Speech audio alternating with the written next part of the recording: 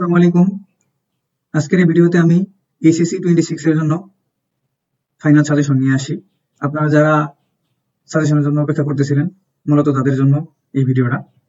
তো পরীক্ষায় মূলত নানান টাইপের স্টুডেন্ট থাকে। অনেকেই খুব ভালোভাবে পড়াশোনা করে, অনেকেই ফাঁকিবাজি করে। তো মূলত যারা ঠিকভাবে পড়াশোনা করেন নাই, সে সময় আসে চিন্তায় পড়ে গেছেন কিভাবে পাস করবেন, কিংবা কিভাবে অল্প পড়ে ভালো কিছু করা সম্ভব। ঠিক আছে? তাদের জন্য মূলত আজকের এই ক্লাসটা বেশি উপকারী হবে। আর যারা অনেক ভালোভাবে পড়ছেন, তারা তো সবকিছু ঠিকভাবে পড়েই গেছেন, বা আবার যখন রিভিশন দিচ্ছেন, তখন চেষ্টা করবেন আজকের এই ভিডিওতে যে টপিকগুলো মূলত আমি অধিক স্টার দিয়ে রাখছি, সেগুলোতে বেশি গুরুত্ব দেওয়ার জন্য, বেশি ফোকাস করার জন্য। তাহলে কি হবে, আপনাদের এক্সামটা হয়তো বা আরেকটু ভালো হওয়ার পসিবিলিটি আছে। অল্প করে বেশি ভালো করা। অনেক সময় হয় কি, আমরা মানে গুরুত্বপূর্ণ বিষয়গুলো না দেখে ঢালাও সব পড়ে যাই। এতে করে কিন্তু মানে মানসিকভাবে অনেক প্রেশার হয়ে যায়, কিংবা সব একদম মাথায় চলে আসলে অনেক সময় ভুল হওয়ার পসিবিলিটিও বেশি থাকে। একটা বিষয় আসলে কি, যে বেশি পরিশ্রম করলেই কিন্তু ভালো করা যায়, এই কথাটা কিন্তু ঠিক না। যদি সেটাই হয়তো, তাহলে দেখেন গাধা তারা কি পরিমাণে পরিশ্রম করে, তারপরেও কিন্তু সে বনের রাজা না, বা পশুর রাজা না। পশুর রাজা কি সিংহ, সে কিন্তু অত পরিশ্রম করে না। ঠিক আছে? আশা করি আমি আপনাদেরকে ব্যাপারটা বোঝাইতে পারছি। তো দেখেন, এই ভিডিওতে আমি প্রথম অধ্যায় থেকে ষষ্ঠ অধ্যায়ের মধ্যে গুরুত্বপূর্ণ টপিকগুলো তুলে ধরবো। আপনারা রিভিশন দেওয়ার সময় এই টপিকগুলো বেশি করে দেখার ট্রাই করবেন। আশা করি ইফেক্টিভ হবে। ঠিক আছে? দেখেন, প্রথম অধ্যায় বিশ্ব ও বাংলাদেশ প্রেক্ষাপটে তথ্য প্রযুক্তি। তো এখানে নিচে আগে একটু লক্ষ্য করে দেখেন যে টেন স্টার দিয়ে আমি মূলত অতি গুরুত্বপূর্ণ বোঝাচ্ছি।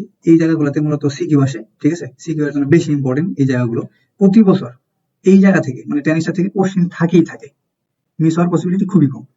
আর মোটামুটি গুরুত্বপূর্ণ, কম গুরুত্বপূর্ণ এই জায়গাগুলো থেকে মূলত ক খ এমসিকিউ। ঠিক আছে? কম গুরুত্ব থেকে বেশি এমসিকিউ আসে, শর্ট প্রশ্ন আসে, ক প্রশ্নগুলো এই জন্য বেশি ইম্পর্টেন্ট। তো এখানে দেখেন, বিশ্বগ্রামের ধারণা 5 স্টার। 5 স্টার দিয়ে কি বোঝাচ্ছি? মোটামুটি গুরুত্ব মানে কফর জন্য।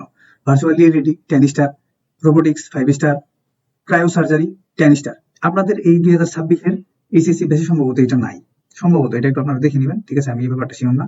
তারপরে আছে bio informatics, genetics engineering, nano technology. ঠিক আছে? এই শেষের দুইটা অনেক ইম্পর্টেন্ট, ইম্পর্টেন্ট, ইম্পর্টেন্ট। এই টেনিসটা যেগুলো, এগুলো কোনোভাবেই মিস দিবেন না। ঠিক আছে? আর এখানে তো অত বেশি বিষয় তুলে ধরা হয়নি, চেষ্টা করবেন এই সবগুলোই মোটামুটি দেখে যাওয়ার জন্য। আচ্ছা, তারপর দেখেন দ্বিতীয় অধ্যায় কমিউনিকেশন সিস্টেমস ও নেটওয়ার্কিং। ঠিক আছে? এই অধ্যায় থেকে দেখেন সেম, এই অধ্যায় থেকে data transmission method 3 star. 3 star দিয়ে কি বলছি? কম গুরুত্বপূর্ণ, কো আসতে পারে কিংবা এমসিকিউ আসতে পারে। ডেটা ট্রান্সমিশন মোড 5 স্টার, এটা খর জন্য। তারপরে কি ডেটা কমিউনিকেশন মাধ্যম। ঠিক আছে? এই ব্যাপারগুলো একটু দেখবেন। টপোলজির যে ব্যাপারগুলো আছে সেগুলো একটু দেখবেন। ঠিক আছে? এগুলো বেশি ইম্পর্টেন্ট। কম্পিউটার নেটওয়ার্ক, এটা বেশি ইম্পর্টেন্ট। তারপরে এটা দেখবেন খবরের জন্য, এটা কিন্তু আসে। ক্লাউড কম্পিউটিং, মোবাইল যোগাযোগ। ঠিক আছে? সবই ইম্পর্টেন্ট আছে, শুধু 10 স্টার যেগুলা, এগুলোতে বেশি ফোকাস করবেন। এগুলো থেকে কোনো বছর কোশ্চিন মিস যায় না। তারপর দেখেন তৃতীয় অধ্যায়, অর্থাৎ সংখ্যা পদ্ধতি ও ডিজিটাল ডিভাইস। এখান থেকে যেগুলো 10 স্টার, সেগুলো আমরা দেখি রূপান্তর, বাইনারি থেকে ডেসিমেল, ডেসিমেল থেকে বাইনারি, অক্টাল, হেক্সাডেসিমেল, এইগুলা, এই রূপান্তর গুলো বোঝাচ্ছে। ঠিক আছে? বাইনারি যোগ বিয়োগ খ প্রশ্নের জন্য। দুইয়ের পরিপূরক, এখান থেকে সিকিউ চলে আসে। দুইয়ের পরিপূরকটা কি? ঠিক আছে? Ones complement, two's complement. ঠিক আছে? এই টু এস কমপ্লিমেন্টকে মূলত দুইয়ের পরিপূরক বলা হয়। তো আপনারা পড়ছেন এটা কিভাবে করতে হয় জানেন। Code, Boolean algebra. তারপর দেখেন বুলিয়ান উপপাদ্য, ডি মর্গানের উপপাদ্য, সত্যক সারণী, এইটা। ঠিক আছে? এইগুলা বেশি ইম্পর্টেন্ট। প্রতি বছর এই জায়গাগুলো থেকে কোশ্চিন থাকে। মৌলিক গেট, এটা তো কোনোভাবেই মিস যাবে না। ঠিক আছে? আর আপনারা খুব ভালোভাবে জানেন তৃতীয় অধ্যায় থেকে 2টা সিকিউ থাকবে। ঠিক আছে? তৃতীয় অধ্যায় থেকে 2টা সিকিউ থাকবে। সুতরাং টেনিসটা যেগুলো, এগুলো খুব ভালোভাবে পড়বেন। দেখেন এখানে বিশেষ গেট, বিশেষ গেট। ঠিক আছে? আপনারা যারা আমাদের ফ্রি কোর্সের ক্লাসগুলো করছেন, তারা অবশ্যই এই ব্যাপারগুলো জানার কথা। তারপরে দেখেন এনকোডার, ডিকোডার, এডার। খুব সম্ভবত আপনাদের এইচএসসি 26-এ এটাও সম্ভবত এনকোডার, ডিকোডারটা সম্ভবত নেই। আমি শিওর না, এটা একটু দেখে নেবেন। সম্ভবত নেই, তবে আমাদের ব্যাচে যারা আছেন তাদেরকে আমি এনকোডার, ডিকোডার, ইভেন এডার পড়াইছি ডিটেলসে। হাফ এডার, ফুল এডার, সাবট্রাক্টর সব পড়াইছি আপনাদের। ঠিক আছে? তারপর দেখেন এখানে চতুর্থ দেখি ওয়েব ডিজাইন, পরিচিতি এবং এইচটিএমএল। এখানকার মধ্যে যেগুলো 10 স্টার, দেখেন ওয়েব ডিজাইনের ধারণা ও ওয়েবসাইটের কাঠামো 10 স্টার। তারপর দেখেন এইচটিএমএল এর ফরম্যাটিং, ট্যাগের ব্যবহার 10 স্টার। ট্যাগের ব্যবহার তো পুরো অধ্যায়ের মূল কনসেপ্ট এটা। ঠিক আছে? কোনটা কিভাবে ব্যবহার করবেন, এটাই মূল। আমি যদি বলি এটা মূল, এটা যার ধারণা নাই, সে মনে করেন চৌদ্দ অধ্যায়ের কিছুই জানে না। এই ট্যাগ নিয়ে মূলত সবকিছু আলোচনা। ঠিক আছে? তারপর কি ওয়েব পেজে বুলেট এবং নাম্বারিং লিস্টের ব্যবহার, এই ব্যবহার আমরা কিভাবে করতে পারি? ট্যাগ দিয়ে করতে পারি। সুতরাং ট্যাগ আপনাকে জানতেই হবে। দেখেন এটা ইম্পর্টেন্ট। তারপর কি ওয়েব পেজ এ ছবি সংযোজন এবং হাইপারলিংক এর ব্যবহার, দেখেন এটাও কিন্তু ট্যাগ নিয়েই কাজ, অর্থাৎ 3 নাম্বারটাই, 3 নাম্বারের উপর ডিপেন্ড করে সবকিছু। ঠিক আছে? তারপর দেখেন ওয়েব পাবলিশিং, ঠিক আছে, এখান থেকে ক কিংবা এমসিকিউ এরকম কিছু আসতে পারে। 5 নম্বর অধ্যায়ে দেখেন, 5 নম্বর অধ্যায়ে কি গুরুত্বপূর্ণ, এখানে এই যে তিনটা, যে কোনো প্রোগ্রাম তৈরির ধাপসমূহ অর্থাৎ অ্যালগরিদম ও ফ্লো চার্ট, ঠিক আছে, এটা সবচাইতে ইম্পর্টেন্ট। ঠিক আছে, যে কোনো একটা প্রোগ্রাম আপনি সলভ করবেন, তার আগে আপনার প্ল্যানিংটা কি, কয়টা ধাপে করবেন, এই ব্যাপারগুলা ফ্লো চার্ট, ঠিক আছে, মানে এক কথায় শেষ ফর্মুলার যে ব্যাপারগুলা, এগুলো মূলত অ্যালগরিদম এবং ফ্লো চার্টের মধ্যে আসে, এগুলো একটু দেখবেন, ঠিক আছে। তারপর দেখেন সি প্রোগ্রামিং ভাষা, প্রাথমিক ধারণা, বৈশিষ্ট্য, কম্পাইলিং ও গঠন।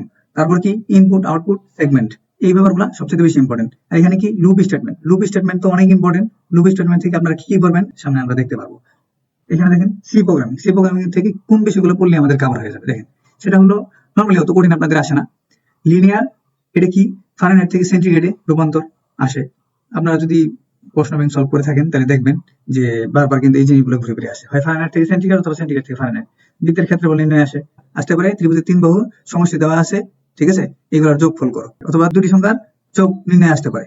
তারপরে এখানে দেখেন কন্ডিশনালে এই ফিল্ডস স্টেটমেন্ট ব্যবহার করে আমরা যেগুলো মূলত করি। কন্ডিশনালে কি থাকতে পারে, 3 সংখ্যার মধ্যে বৃহত্তম সংখ্যা নির্ণয় করো, কোন সংখ্যাটি জোড় কোন সংখ্যাটি বিজোড় এটা নির্ণয় করো, ঠিক আছে, এগুলো আসতে পারে।